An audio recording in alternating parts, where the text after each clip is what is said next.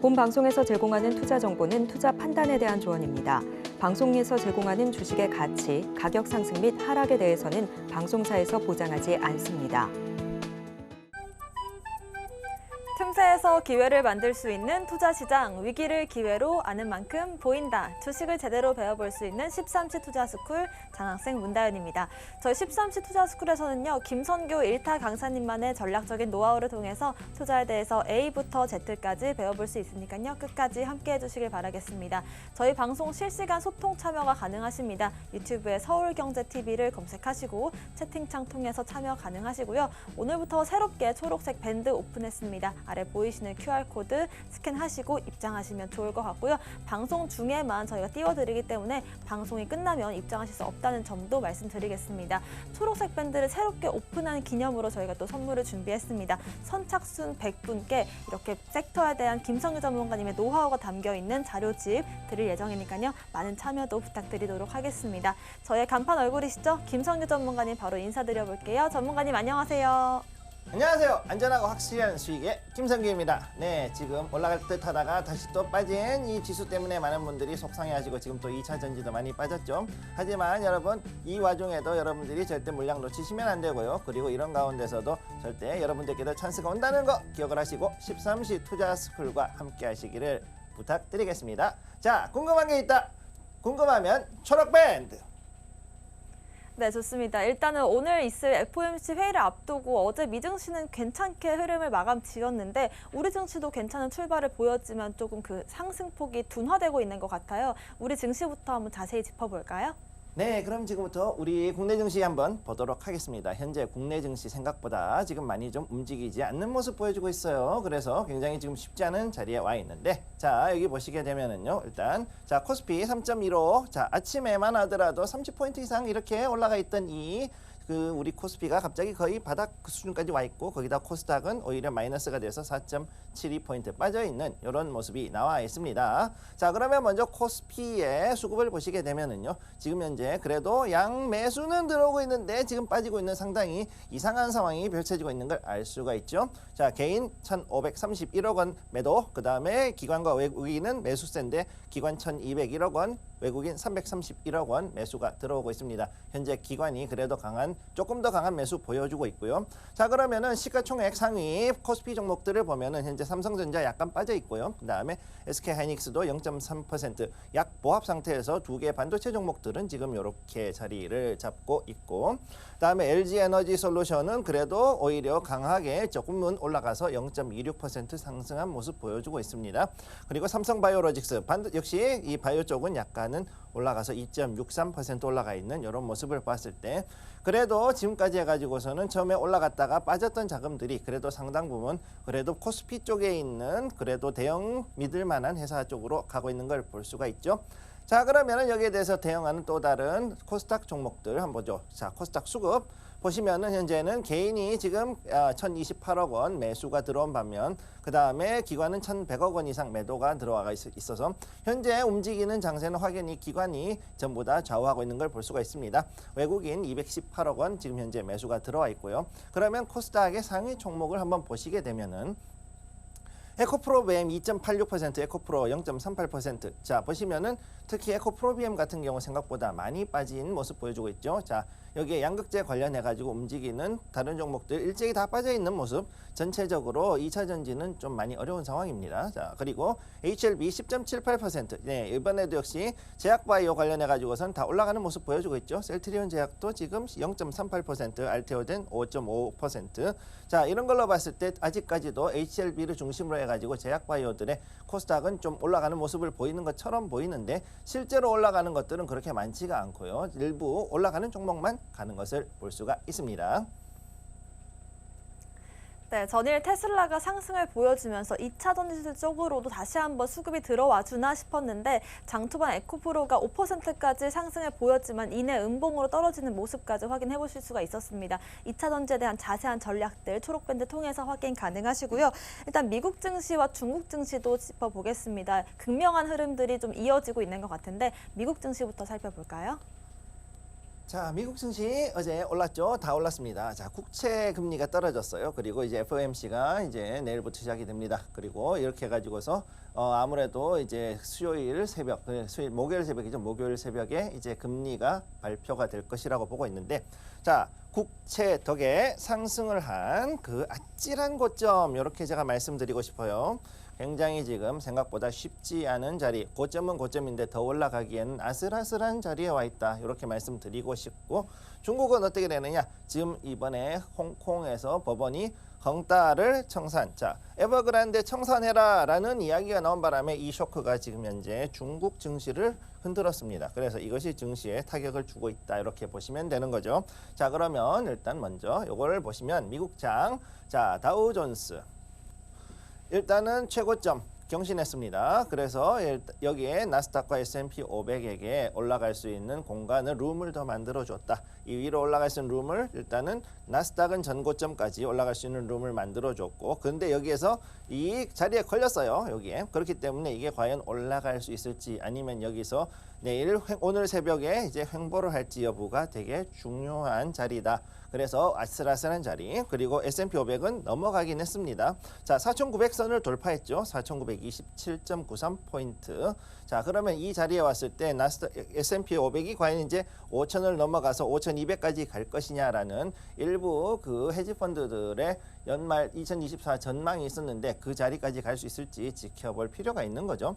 자, 그 다음에 필라델피아 반도체 지수는 여기에서 개파락하고 난 다음에 자리를 지금 지키고 옆으로 횡보했습니다. 즉, 여기에서 봤을 때는 아직까지 반도체는 조금 더 지켜볼 필요가 있다라는 거죠. 자, 한번 보시죠.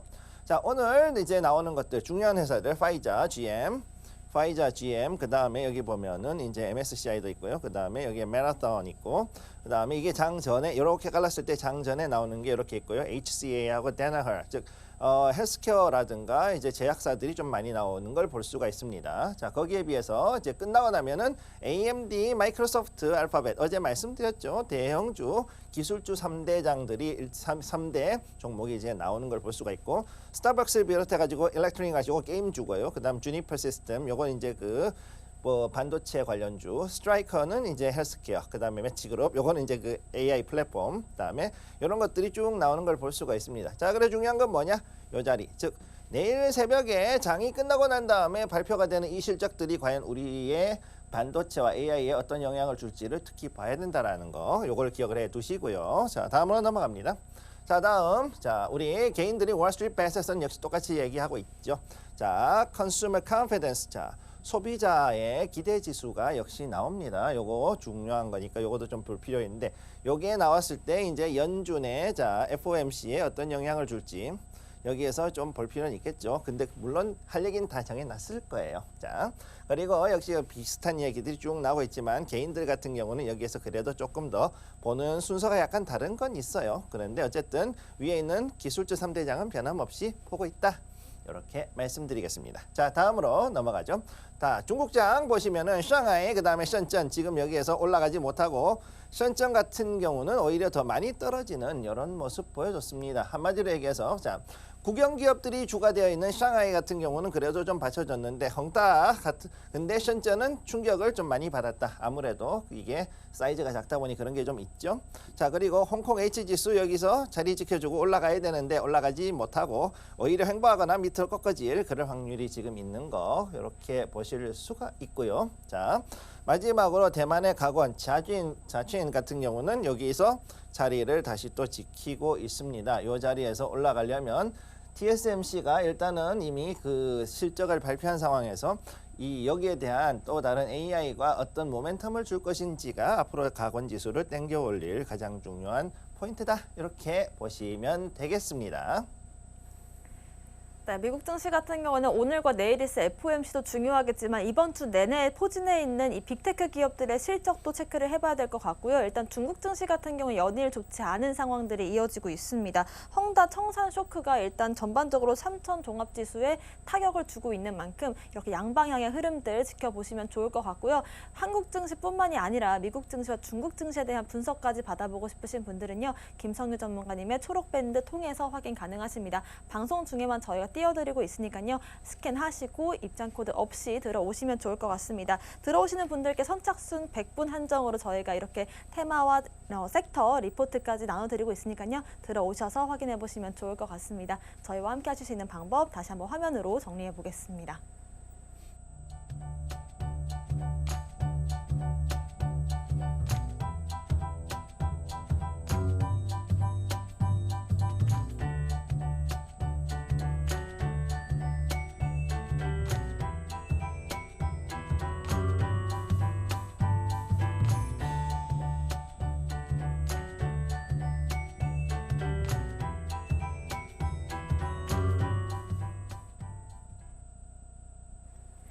네, 김성희 전문가님과 함께 무엇이든 알려주기 시간을 시작해 보겠습니다. 여러분들께 질문을 받고 있는데요. 유튜브를 통해서 받고 있습니다. 유튜브에 서울경제TV를 검색하시고 실시간 채팅창 통해서 확인 가능하시고요. 저희가 또 24시간 함께 하실 수 있는 방법도 있습니다. 아래 보이시는 QR코드 스캔하시고 초록밴드 입장해 주시면 저희와 24시간 또 함께 하실 수 있다는 점도 말씀드리도록 하겠습니다.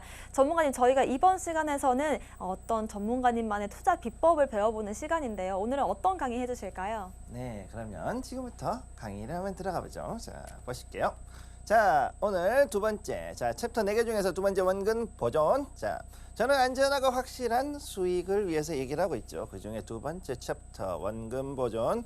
매주 화요일은 이 원금 보존에 대한 이야기를 하죠. 그래서 원금을 잃지 않고 수익을 내기. 잃지 않을 수는 없지만 어떻게 하면 보존할 것인가에 대한 아주 중요한 이야기들을 지금 하고 있습니다. 자, 그러면 지금부터 이제 얘기를 들어가도록 하죠. 자, 원금 보존의 방법은 두 가지가 있다. 네, 원금 보존의 방법은 두 가지가 있다. 뭐냐? 첫 번째, 투자를 안 하면 원금 보존됩니다. 당연하지만, 네, 투자 안 하면 투자 안 하기. 자, 현금도 종목이다라는 이야기가 있죠. 자, 투자를 안 해도 원금은 보존이 됩니다. 그러면 무엇이 되느냐? 문제는 수익도 안 난다는 거죠. 그냥 그 돈 그대로 있고, 제가 이전에 말씀드렸던 대로 M2가 늘어남에 따라, 즉 통화량이 늘어나면서 어떻게 되느냐? 얘가 올라가면서 내가 들고 있는 현금의 가치는 떨어지기 때문에, 물론 금액 자체가 줄어들진 않지만, 자, purchase power, 즉 PP, 즉 구매력이 떨어져서 그 돈의 가치가 떨어진다라고 이전에 한번 말씀을 드렸을 거예요. 자, 그러면은 여기에 대한 또 다른 방법이 무엇이냐 했을 때 두 번째는 뭐냐? 자, 안 잃을 만큼 투자한다. 안 잃을 만큼 투자한다. 자, 이게 되게 좀 어렵죠? 안 잃을 만큼 투자. 자, 투자를 전문으로 하는 사람은 좀 많이 투자해도 되지만 그렇지 않은 경우에는 아주 조금만 투자를 해야 되는 그런 일이 생긴다. 이런 얘기를 하는 거예요. 자, 그래서 웃기고 아주 단순한 이야기지만 이거를 가지고서는 수많은 투자자들은 고민을 합니다. 왜? 내가 이거를 돈을, 자, 내가 가지고 있는 투자 원금이 있을 때 이 원금을 어느 정도 수준으로 투자를 해서 여기에서 다 가지고 와야 되느냐를 가지고 모두가 생각을 하게 되는 거죠. 자, 중요한 얘기. 자, 중요한 얘기. 많은 사람들 소액 투자자, 자, 500만 원 미만이라 그랬죠. 저는 소액 투자자 같은 경우 어떻게 하느냐? 소액 투자는 대부분 어떻게 하냐? 100% 다 넣습니다. 100% 투입을 다 합니다. 네, 그리고 그래야만 합니다. 왜? 그래야지만 이게 여러분들이 수익을 극대화할 수 있고, 또 그렇게 해서 손실을 보더라도 충분히 금방 메꿀 수도 있을 뿐더러 원금 100%가 날아간다 할지라도 소액이기 때문에 언제든지 다시금 이 종잣돈, 즉 시드머니를 만들어서 다시금 이 장으로 투입이 되는 것. 자, 그래서 이 그라운드로 다시 들어오는 게 가능하기 때문이죠. 자, 소액 투자 같은 경우에는 여기에서는 특별히 뭐 이런 얘기를 할 필요가 없어요. 이걸 가지고 했을 때, 자, 500만 원을 넣었을 때 500만 원을 1000만 원을 만들고, 1000만 원을 만들었을 때 계좌를 2개를 만들고, 자, 이런 얘기들을 제가 했어요. 쭉. 자, 계좌를 2개를 만들고, 그래서 500만 원짜리를 가지고서 굴리는 것들을 이제 2개를 굴리다가 이것들이 1,500만 원이 됐을 때, 자, 여기서 500만 원짜리가 또 1,000만 원, 500만 원을 더 만들고 1,000만 원을 만들었을 때, 그때는 1,000만 원짜리 계좌, 500만 원짜리 계좌를 만듭니다. 그렇게 해가지고서 이제 지금부터 해가지고서 이제 요거는 중장기, 자, 요거는 뭐냐? 바로 스몰캡을 들어가는 거고, 얘는 계속 해가지고서 돈을 또 소액 투자로 가는 거죠. 근데 대부분의 투자자가 뭐가 문제가 되느냐? 다른 게 아니라 여기에서 이 단계로 넘어가는 것 자체를 안 해요. 정확히 얘기하면 할 수가 없어. 왜? 남의 얘기 듣고 하다가 그냥 해가지고서는 집중 투자했죠. 우리 속된 말로 모조리 다 집어넣었어요. 그랬는데 이게 안 되는, 그랬는데 여러분들이 갑자기 60%, 70% 이상 이렇게 손실을 보는 경우가 생기고 재수가 없으면은 상장 폐지까지 가는 이런 불운한 일들을 겪는 분들이 여러분들 많으셨을 거라고 저는 생각을 하고 있어요. 자, 요걸 일단 지우겠습니다. 자, 그래서 여기에 대해서 어떻게 하느냐? 일반적인 투자자들, 특히 이제 투자자산 운용사를 가지고 있는 사람들 같은 경우는 여기서 이런 얘기를 하죠. 액티브냐, 패시브냐. 자, 능동적인 보전 방법이냐, 아니면은 패시브한 보전 방법이냐. 자, 액티브라 그럽니다. 능동적을 제가 이제 액티브라 그래요. 즉, 이건 뭐냐? 공격적으로 해가지고서는 여기에 투자금을 가지고 투자를 해서 이익을 낸 다음에 수익을 통해 가지고서 내가 지금 떨어지고 있는 퍼처스 파워를 커버를 한다. 수익을 통해서 퍼처스 파워를 커버를 하는 게 능동적 보존이라고 이야기를 하고 있고, 자, 그 다음에 수동적 보존은 무엇이냐? 어떻게든 해가지고서는 원금을 잃지 않는 투자 방법. 자, 이거를 여러분들 되게 이상하게 생각할 수 있어요. 잃지 않는 투자법. 요거는 어떻게 되느냐? 바로 채권을 이용하는 방법입니다. 채권과 주식이 플러스 주식. 이런 식으로 가는 방법을 얘기합니다. 그래서 이거를 가지고 뭐라 그러냐면은 보험적 기법이라 그래서 두 가지가 있는데 OBPI, CPPI.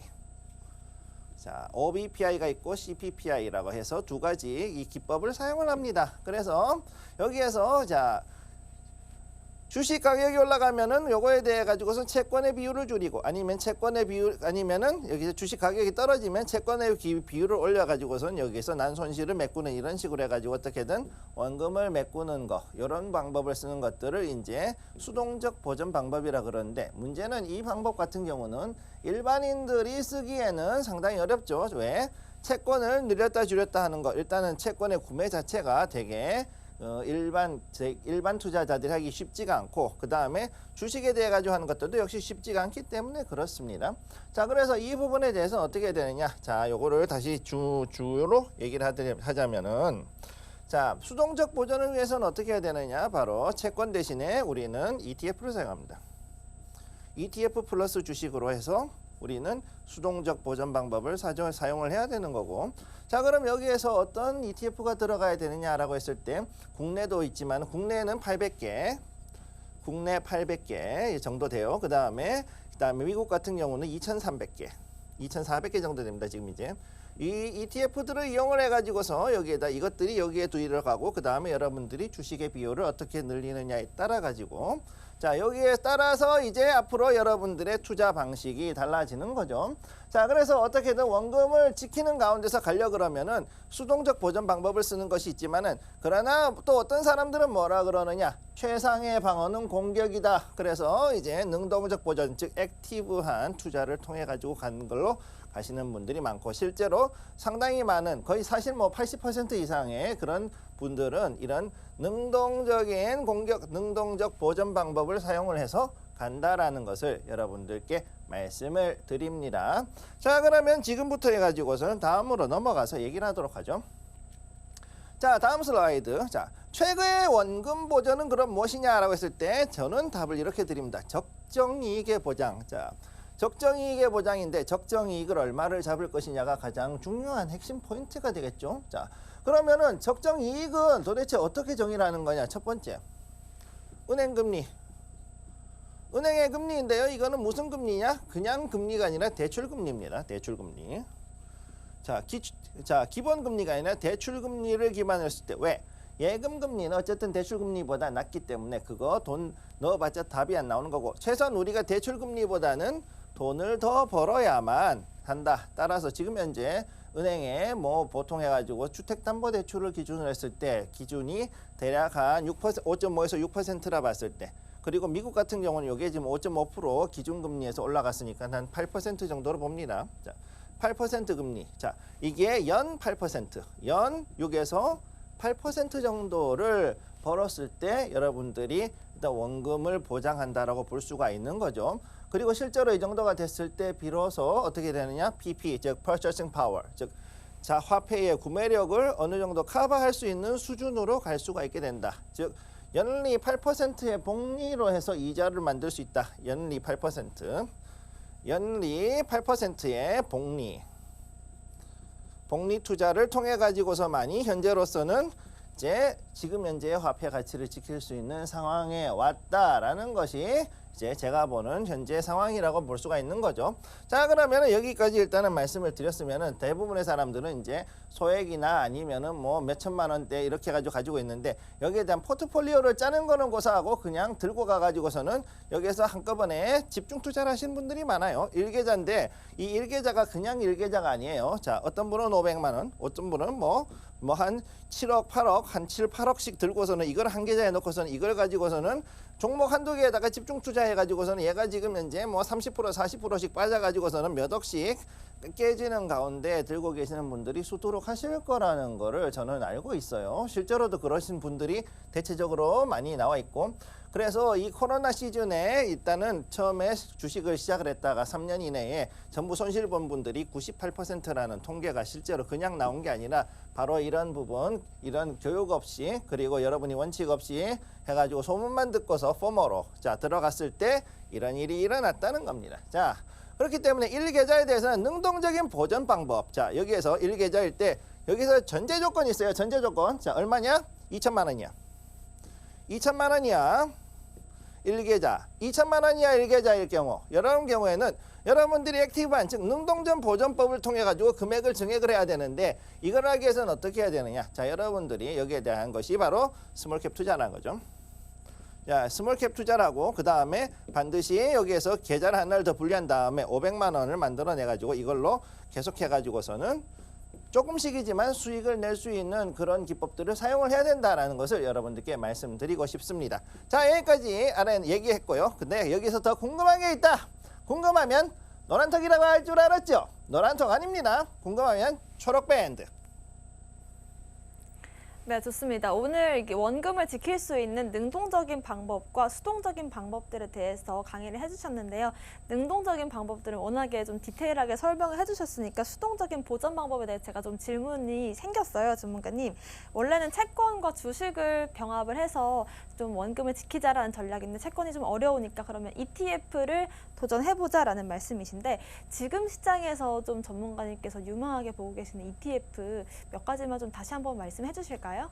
일단은 여러분들이 생각할 때 ETF 그러면은 가장 어려운 게 이제 그냥 미국에서 나오는 거 그냥 SQQQ, TQQQ 뭐 이런 네. 걸 가지고서는 하시거나 이런 걸로 하시는 부분이 있는데 중요한 건 뭐냐면요. ETF는 대략 10개 이상의 그 기초 자산을 가지고 돌아갑니다. 최소 10개예요. ETN은 그보다 좀 작아서 자, ETN 같은 노트, 채권 같은 경우는 채권형의 이런 그 ETN은 5개 정도만 하면 되지만 일반적인 ETF는 어떻게 되어 있느냐 10개 정도 혹은 그 이상의 기초 자산이 분산이 되어 있어요. 그러니까 어떻게 되느냐 하면은 이 ETF를 샀을 때 올라가면은 즉 지수 기반으로 해서 가는 것들 이런 것들은 올라가면 좋지만은 내려가면은 그때 손실을 보고 자 이제 그래서 여기에서 지수가 올라가면은 좋겠지라고 생각하는데 내려가면은 오히려 손실을 더 보는 경우가 생기죠. 그러면 주식 손실에다가 플러스 ETF 손실도 같이 보는 경우가 생겨요. 그러니까 이거를 대해서는 여러분들이 좀 주의하실 필요가 있다. 이렇게 말씀드리겠습니다. 네, 지금 시점에서 어떤 ETF 혹은 ETN이 좀 더 유망하게 보이시는지에 대한 그런 의견들은 초록밴드 통해서도 추가적으로 설명 들으실 수가 있을 것 같고요. 아래 보이시는 QR코드 스캔하고 입장하시면 좋을 것 같습니다. 지금부터는 무엇이든 물어보기 시간인데요. 섹터에 대한 강의를 듣는 시간입니다. 오늘 알아볼 섹터는 어떤 섹터일까요? 자, 그러면은 지금부터 오늘의 섹터, 재밌는 섹터 한번 가보도록 하죠. 자, 볼게요. 어떤 게 있을까요? 오늘은 미국 산업주. 자, 산업주 그러면 보통 어떻게 되냐? 일반적으로 핀비즈나 이런 데 보면은 인더스트리얼. 자, 당연히 산업이니까 인더스트리얼. 자, 인더스트리얼 산업주라고 부릅니다. 여기에 우리가 생각하는 모든 제조업 기반의 모든 것들은 여기에 들어 있어요. 자, 그래서 11개의 대형 섹터로 구분을 했을 때 그중에 이 인더스트리얼이 들어있고 이 안에는 굉장히 많은 종목들이 그리고 섹터 하부 섹터들이 들어 있습니다. 자, 그럼 지금부터 우리가 한번 오늘의 물어보기 미국의 산업주를 한번 보도록 하겠습니다. 자, 오늘의 미국의 예전에 미국의 산업 생산력은 막강 자체가 아니라 거의 뭐 아주 사람을 잡는 수준이었죠. 아군에게는 그야말로 하나님의 손길이요, 적군에게는 그야말로 악마의 재앙이었던 무지막지한 산업 생산력을 자랑했었습니다. 언제 그랬느냐? 1차 대전, 2차 대전. 1, 2차 세계대전에서 미국은 그야말로 미친 듯한 공업 생산력과 농업 생산력과 5만 가지 생산력을 다 보여줬죠. 자, 우리가 없는 게 뭐가 있니? 라고 했을 정도였고, 특히나 2차 대전 당시에는 정말로 막강하기 짝이 없었는데 어느 정도였느냐 하면은요, 여러분, 참, 내가 먹고 살 거, 우리 군인이 먹고 살 거, 이거 다 만들고 총 만들고 다 했죠. 그 다음에 또 어떻게 했냐? 우리 연합군이니까는 동맹 국민들이 먹고 살 거, 플러스 거기에다가 들어갈 군 물자에다가 무기까지 다 만들었죠. 플러스 또 있어요. 뭐냐? 자, 적군들도 포로가 됐는데 얘네들 다 먹여 살리고, 거기에 가가지고 점령했더니 점령지 국민들도 먹여 살리는 거 다 해주고, 거기다 플러스가 또 있어요. 뭐냐? 처음에 해가지고서는 보냈는데 조금 싸움을 잘못해가지고 뺏겼네. 그래가지고서는 걔네들이 미국 무기 가지고서는 또 얘네들이랑 싸웠죠. 예. 이런 일까지 했어요. 그러니까 이거를 다 누가 만들었냐? 미국 혼자 다 만들었어. 그러니까 얼마나 미국이 막강한 산업 생산력을 가지고 있었느냐를 그 당시에 보여줬던 게 바로 1, 2차 세계대전이었던 거고요. 그리고 실제로 그렇게 해가지고 2차 대전이 끝난 시점부터 지금까지 미국은 패권 국가로서 아직까지도 지금 전 세계에서 영향력을 크게 미치고 있는 국가가 되어 있다라고 보시면 되는 거죠. 자, 그래서 이 부분을 이끌어왔던 가장 기본적인 원동력이 바로 이 미국의 산업주, 즉 인더스트리얼 섹터가 되는 거고, 지금도 진짜 미국산, 그야말로 메이드 인 USA로 해가지고서는 미국 내에 공장이 있고, 미국에서 실제로 아직까지도 외국인을 쓰지 않고, 그래도 비싸게 해가지고서는 오지게 비싸지만 망하지도 않고 제대로 미국산으로 해서 만들고 있는 물건들은 품질이 굉장히 좋은 게 많습니다. 실제로. 근데 이게 어디서 많이 보느냐? 자, 우리나라에서는 좀 보기 힘들 수도 있고 이걸 찾기도 힘들 수도 있지만은 의외로 우리나라에서 찾을 수 있는 데가 있는데, 그게 어디가 되느냐 하면은 미군 부대입니다. 미군 부대 PX에는 이런 게 가끔 들어와요. 종종 이런 것들이 많이 들어옵니다. 실제로 이런 물건들 같은 경우는 또 싸게 들어오기 때문에 굉장히 물건이 좋은 것들이 많죠. 자, 그래서 진짜 미국산 오리지널 메이드 인 USA로서 사람들이 쓰는 거를 좋아하는 건 많은데, 그러면 왜 지금 이렇게 해가지고서는 미국에서는 오프쇼링이라든가 여러 가지 이유로 해가지고서는 계속 이 오리지널 미국산이 안 나오느냐? 다 이유가 있죠. 자, 첫 번째, 해외 기업 유치가 지난 8년 동안 이루어지긴 했지만, 그럼에도 불구하고 여전히 미국은 비용의 문제가 여전히 크기 때문에 그것보다는 이제는 오히려 해외 기업을 유치를 해가지고 일자리를 가져오고, 그 다음에 여기에서 쓰는 것들을 가지고 우선은 쓰는 건 쓰되 정말 필요한 거는 미국산을 쓰자라는 이런 이중 정책을 쓰고 있기 때문에, 그래서 이런 일이 벌어지고 있는 겁니다. 자, 그래서 지금 현재 보셨지만은 미국이 산업 기반에서 해외 기업을 유치를 지난 8년 동안 해가지고서, 즉 트럼프 행정부부터 시작해가지고 바이든 행정부도 생각보다 해외 기업 유치를 많이 했고, 실제로 우리나라에서 그 2차 전지, 그 다음에 뭐 현대자동차의 자동차 공장, 뭐 삼성의 반도체, 그 다음에 하이닉스 이런 데도 또 지금 반도체를 짓는 등 이런 해외 기업 유치를 생각보다 많이 해냈단 말이죠. 자, 그러는 가운데 그럼 이 공장이 미국 공장이냐 한국 공장이냐 이거 가지고서 사람들이 이상하게 생각하시는 경우가 많아요. 자, 요거 좀 지울게요.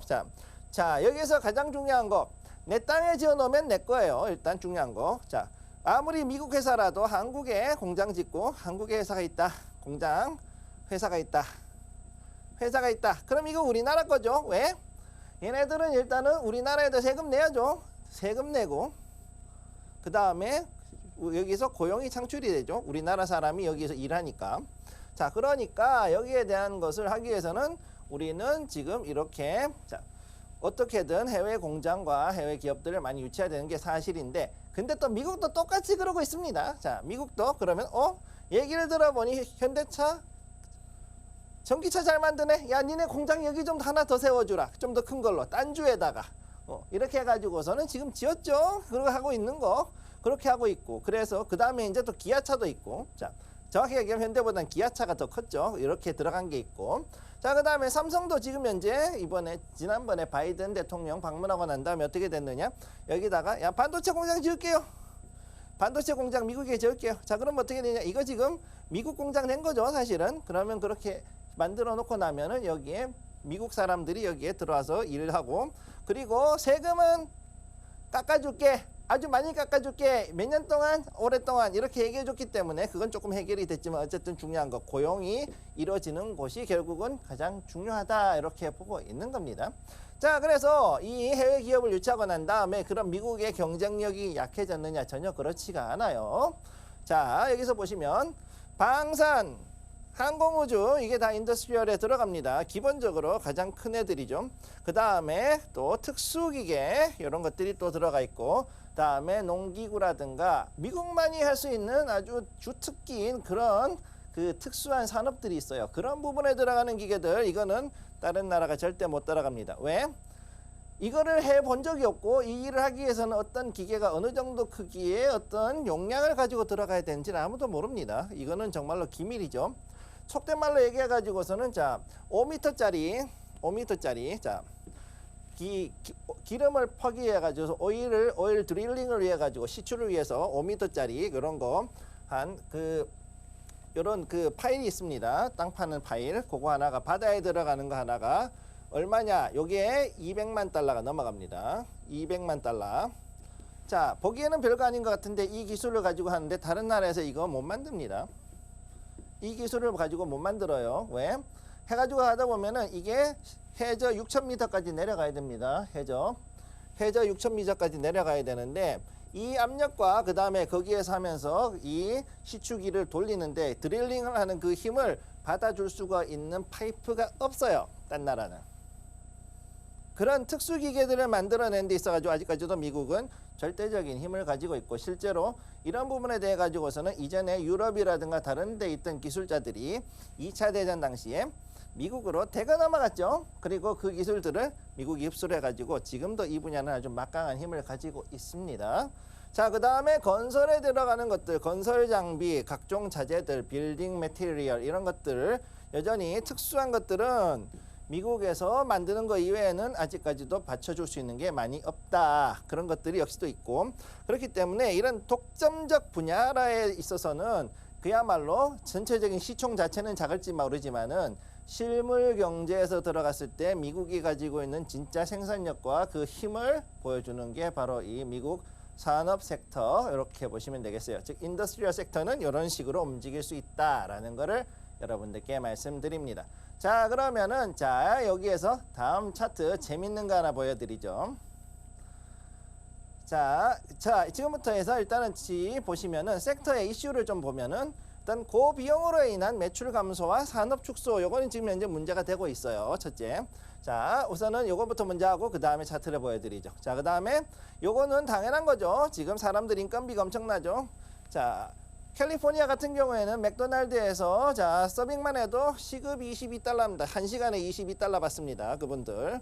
이런 고비용인 미국에서 지금 산업을 한다, 제조업을 한다라는 거는 정말 아주 강한 막강한 경쟁력이 없으면 따라가기 힘들어요. 그래서 이런 고비용으로 인해서 현재 매출이 감소를 하고 또 경기가 약간은 좀 침체가 되는 부분이 있다 보니까 산업도 좀 축소가 되는 그런 부분이 있는 게 첫째 좀 문제가 되고 있고, 그 다음에 그런 거 이외에 일반적인 그 생활 가전용품이나 이런 것들은 오히려 메이드 인 차이나를 많이 쓰는 경우가 있다 보니까 어떻게 되느냐, 자 offshoring, 한마디로 해외에다가 공장 지어놓고 거기에서 만드는 다음에 딱지만 미국 딱지 붙여가지고 가지고 들어오는 그런 경우가 아직도 많이 있다. 그래서 옵션이 여전한 분야가 많다. 이런 게 이제 대체적으로 공구가 좀 그런 게 있죠. 자, 블랙앤데커라든가 아무튼 뭐 그런 회사들, 드월트 그런 것들이 또 그런 것들이 좀 있어요. 자, 그 다음에 세 번째, 이게 특히 중요한데 코로나 이후 원자재 가격이 상승했다. 자, 그때 당시에 가지고선 통화량이 엄청나게 늘어났기 때문에 이 원자재 가격 상승의 압박이 결국은 실적을 악화시키는 데 작용을 한다. 한마디로 얘기해서 돈을 너무 많이 풀었기 때문에 그로 인해서 산업이 더 그만큼 조금 위축이 되는 부분이 있다. 자, 옛날에는 100불 주면은 샀던 것들을 자, 옛날에는 100달러 주면은 샀던 어떤 자재들이 지금은 이제 어떻게 됐냐? 150달러를 줘야지만 살 수 있게 됐어요. 그러니까 어떻게 됐느냐? 자, 이렇게 가지고서는 예전에는 하나 요 자재를 가지고 짓는데 3만 달러가 들었다. 그러면은 지금은 여기 어떻게 되느냐? 4만 5천 달러, 50%가 늘은 거죠. 4.5만 달러가 된 거죠. 4만 5천 달러가 되니까 그러면은 이거를 하는데 이렇게 맞추기가 힘드니 여기에서 자, 사이즈가 3분의 1이 줄어드는 이 예산을 가지고 만들려 그러면은 자, 어떻게 해야 되느냐? 예산 여기에 비했을 때 캐파가 3분의 1 정도 줄어드는 기계가 나와야 될 수밖에 없는 상황이 오는 거죠. 그러니까 이런 부분 때문에 또 실적이 좀 악화가 되는 부분이 있다. 요거를 아셔야 되고 단 아까 말씀드렸듯이 자신의 분야 그야말로 남이 따라오지 못하는 분야에 대해서는 확실하게 여전히 철옹성 같이 지키는 그런 뚝심이 있는 기업들도 많이 있다는 것을 기억을 해 두시면 됩니다. 자, 그럼 마지막으로 차트 한번 보도록 하죠. 자, 파카 여러분들은 좀 생소할 수 있지만은 트러커들에게는 아주 환장하는 브랜드. 자, 캐너스 우리 자 돌아가신 자 우리 디젤 집시 할아버지 아저씨 타시던 거 피터빌트. 그 다음에 또 한 가지 브랜드가 있는데 DMF였나 그런 건 DMF였나 그런데 요 세 개 그 트럭 만드는 회사예요. 자, 아메리칸 트럭 메이커로서는 상당히 유명합니다. 자, 프라이트라이너 다음으로 이제 프라이트라이너 다음으로 여기에서 파카 브랜드가 상당히 많이 하고 있는데 이걸 보시면은 자 이렇게 저렇게 이런 굴곡을 거쳤지만 그럼에도 불구하고 이렇게 쭉 올라가죠. 최근 들어 가지고서 특히나 트럭을 많이 바꿨다. 그래서 트럭 매출이 아주 올라간 걸 볼 수가 있습니다. 자, 이게 무슨 뜻이냐? 앞으로 미국 내에서 물동량이나 물류는 더욱더 커질 수 있다는 걸 보여주는 그런 섹터가 되는 거죠. 자, 여기에 대해서도 역시 궁금한 게 있다. 궁금하면 초록밴드. 네, 오늘 섹터로서는 미국의 산업 관련된 섹터 분석을 해봤는데요. 방산과 항공, 우주, 건설뿐만이 아니라 전반적인 미국 산업의 전망에 대해서 짚어주셨고요. 관련된 파카의 차트 흐름까지 짚어주셨습니다. 자세한 내용들 초록밴드 통해서 확인 가능하시고요. 방송 중에만 띄워드리고 있는 QR코드 스캔하시고 들어오시면 좋을 것 같습니다. 들어오신 선착순 100분께 저희가 선물 이벤트 하고 있습니다.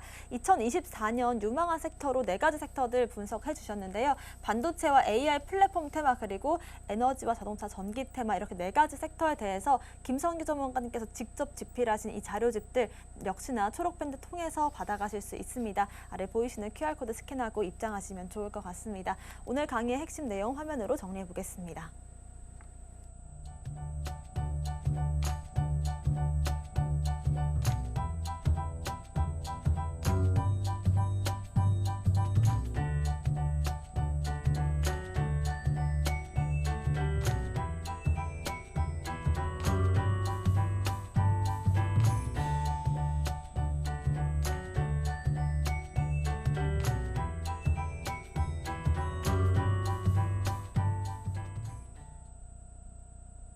지금부터는 김성규 전문가님과 함께 오늘 장의 강세를 보여주고 있는 테마들 분석을 해볼 텐데요. 전문가님, 오늘 같은 경우는 오전장과 오후장이 좀 테마가 다른 모습도 나오고 있는 것 같습니다. 오늘 장 어떤 테마들 눈여겨볼까요?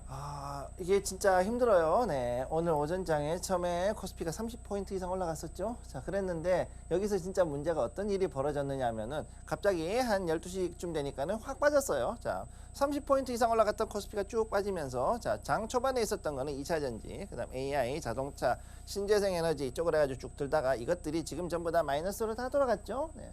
그래서 지금 오히려 지금 봤을 때는 생각보다 나쁘지 않은 자리가 된 게 오히려 지금 많아요. 그래서 여기는 저가 매수 찬스는 오히려 지금 볼 수 있는 자리가 되어 있다. 이렇게 보시기에 나쁘지 않다. 이렇게 말씀드리고 싶고요. 또 그런 가운데 지금 또 올라가는 것들을 보면은 지금은 오후 들어가면서 또 금융, 특히 금융도 있지만은 보험 이쪽으로 해가지고 다시 또 돈이 좀 몰리는 모습을 보여주고 있는데 재미있는 거는 이 두 분야가 최근 들어가지고 아주 야금야금 그 주가가 올라갔던 모습을 보여주고 있습니다. 한마디로 급등주만 찾던 사람들한테는 오히려 이런 완만하게 올라갔던 것들이 이게 안 보였는데 지금 보이고 있는 그런 모습이 보였다. 이렇게 말씀드릴 수 있는 거죠. 자, 그렇기 때문에 오늘의 테마에서는 봤을 때 자, 오히려 저가 매수하기 좋은 종목들을 찾는 게 더 낫다라고 얘기할 수가 있겠고 일단 첫 번째 번째 AI, 그 다음에 자동차 부품이나 자동차 관련주들, 그 다음에 이제 특히 AI 쪽에서도 그 다음에 이제 비전 프로, 그 다음에 삼성 XR 이쪽에 관련되어 있는 것들이 좀 더 볼만하겠다. 이렇게 저는 일단 말씀을 드리고 싶어요. 자, 그래서 오늘의 종목 첫 번째 리노스 센코, 자, 요 세 가지 리노스 센코, 그 다음에 코롱 모빌리티까지 해가지고 세 가지를 볼 수 있겠습니다. 자, 첫 번째 리노스 이름 바꿨죠? 폴라리스 AI로 사명 변경. 자, 이렇게 해놨는데 해놓고 나가지고 어떻게 곧 이제 한다 그래요. 그렇게 한다 그러는데 앞으로 이제 리노스 이제 AI를 좀 더 쓰겠다 해가지고서는 지금 여기에 최근 들어가지고서 이렇게 상당히 많은 거래량이 들어왔고 움직임도 상당히 요란하지만 아무튼 이렇게 올라가고 있습니다. 전형적인 이게 뭐냐면은 급등주라고 하긴 그렇고 굉장히 이 뭐라 그럴까 개인과 그 다음에 세력들까지도 끼어가지고서는 엄청난 변동성을 보여주는 그런 종목이라고 볼 수 있죠. 그래서 최고점은 일단 14.94%까지 올라갔지만 이거는 함부로 들어갈 수가 없는 종목입니다. 조심하셔야 되는 거예요. 자, 다음으로 볼게요. 자, 두 번째, 자, 여기 센코, 여기에 삼성 XR 헤드셋. 자, 비전 프로도 있지만 삼성도 이제 여기에 대항할 수 있는 XR 헤드셋을 만들려고 하는데 여기에서 후각 센서를 집어넣겠다라는 이야기가 나왔습니다. 자, 이거 굉장히 상당히 좀 재미있죠?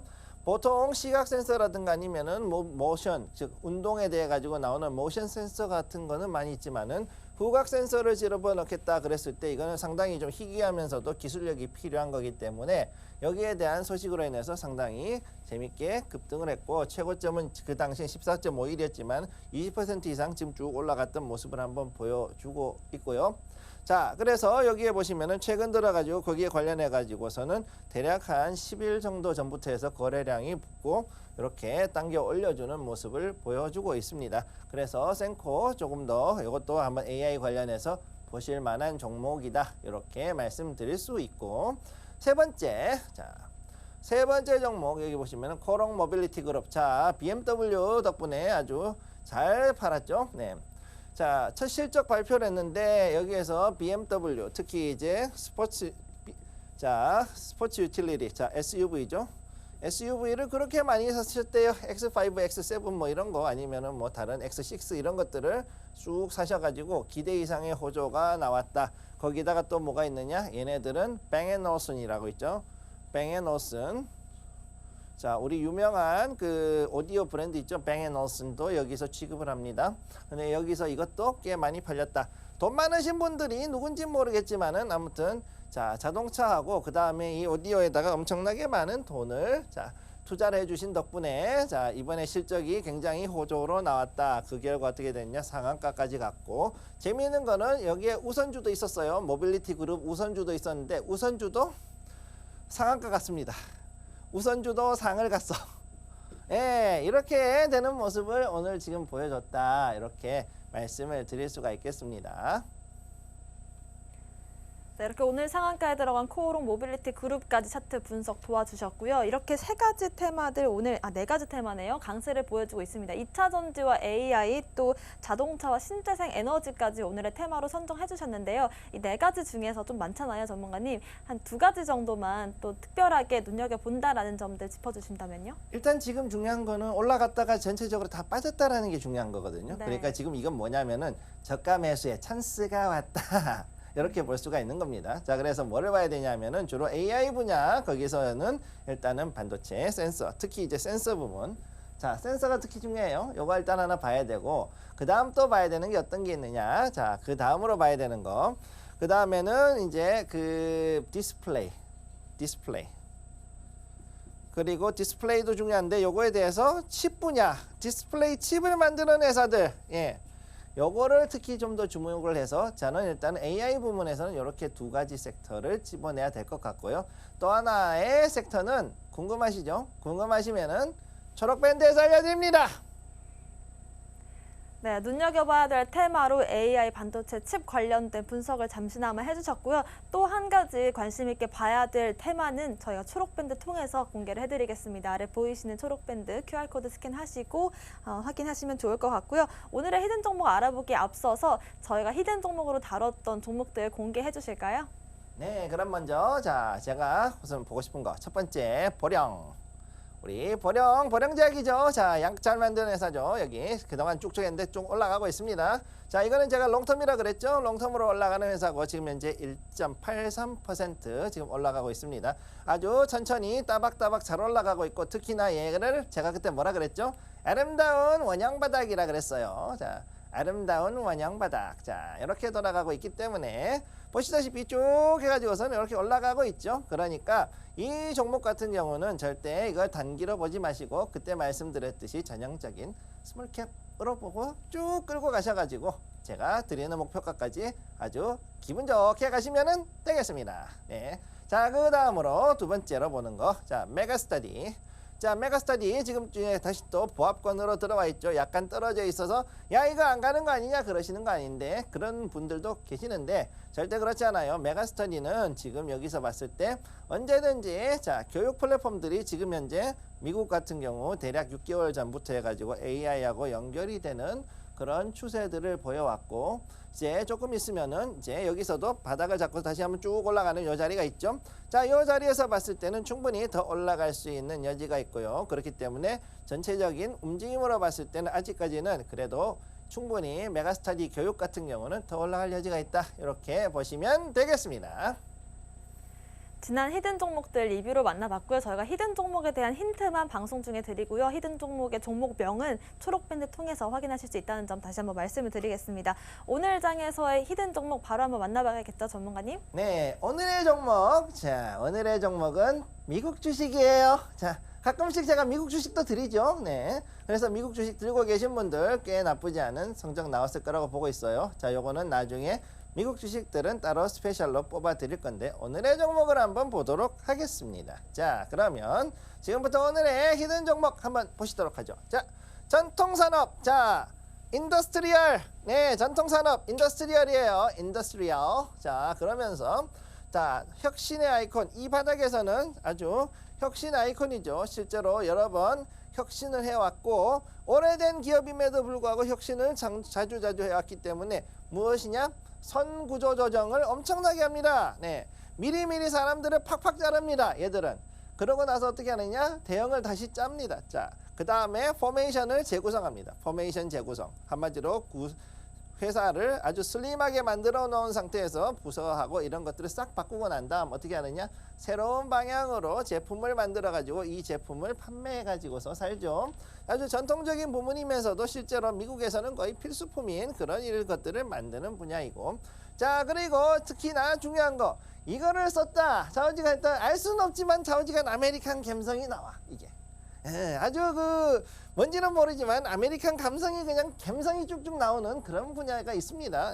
그거를 아주 살려주는 그런 제품들을 잘 만드는 그런 종목이라고 볼 수가 있죠. 자, 차트 한번 볼게요. 주봉이에요. 자, 주봉입니다. 자, 요거 봤을 때 그동안 해가지고서는 올라갔다가 내려갔다가 쭉쭉쭉쭉 하고서는 상당히 어려운 자리였지만은 그럼에도 불구하고 지금 자리 상당히 나쁘지 않은 자리다. 아주 이 자리에 서면 잘하면은 이 종목 굉장히 괜찮을 것 같아요. 개인적으로 상당히 많은 분들한테 추천하는 종목이기도 합니다. 이런 것들은. 자, 그런데 오늘의 히든 종목으로 봤을 때도 요거는 지금 자리는 나쁘지 않은 종목이다.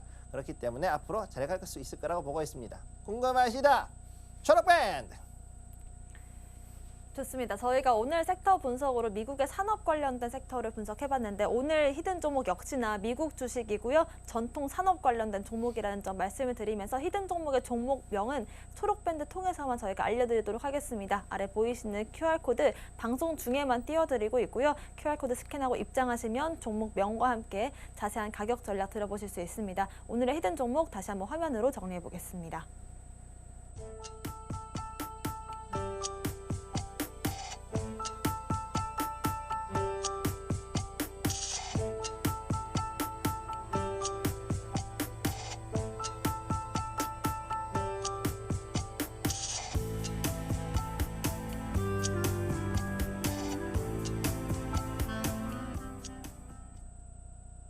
네, 저희와 함께 하실 수 있는 방법까지 화면으로 만나봤는데요. 저희가 방송 중에만 띄워드리고 있는 이 QR코드, 초록밴드 입장하실 수 있는 QR코드입니다. 들어오시는 선착순 100분께 저희가 신규 이벤트로 준비를 하고 있는 게 있죠. 이 분석 자료집입니다. 에너지와 자동차 전기 테마 그리고 반도체와 AI 플랫폼 테마에 대한 김성규 전문가님의 노하우가 담겨있는 분석 자료집 받아보고 싶으신 분들도요. 아래 보이시는 QR코드 스캔하시고 초록밴드 입장해주시면 받아보실 수가 있을 것 같습니다. 오늘의 핵심 내용 화면으로 정리해보겠습니다. 13시 투자스쿨 오늘의 핵심 정리입니다. 오늘의 물어보기 시간에서는요. 미국의 산업 관련된 섹터 분석해봤습니다. 파카의 차트 분석도 도와주셨고요. 오늘 장에서는 2차 전지와 AI, 자동차와 신재생 에너지 주목해봤습니다. 그중에서도 AI와 반도체 칩 관련주들 짚어보겠습니다. 오늘의 헤든 종목은 미국 관련된 종목이고요. 전통 산업 관련된 미국 주식입니다. 자세한 종목 명부와 가격 전략은 초록밴드 통해서 확인 가능하십니다. 저희가 방송 중에 드리는 정보는 전문가님의 조언일 뿐입니다. 참고만 하시길 바라겠고요. 서울경제TV와 서울경제신문을 사칭한 피해도 유의하시길 바라겠습니다. 오늘 저희가 준비한 소식은 여기까지입니다. 시청자 여러분 고맙습니다.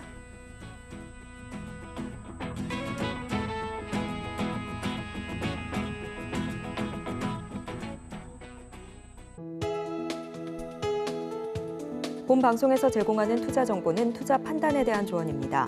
방송에서 제공하는 주식의 가치, 가격 상승 및 하락에 대해서는 방송사에서 보장하지 않습니다.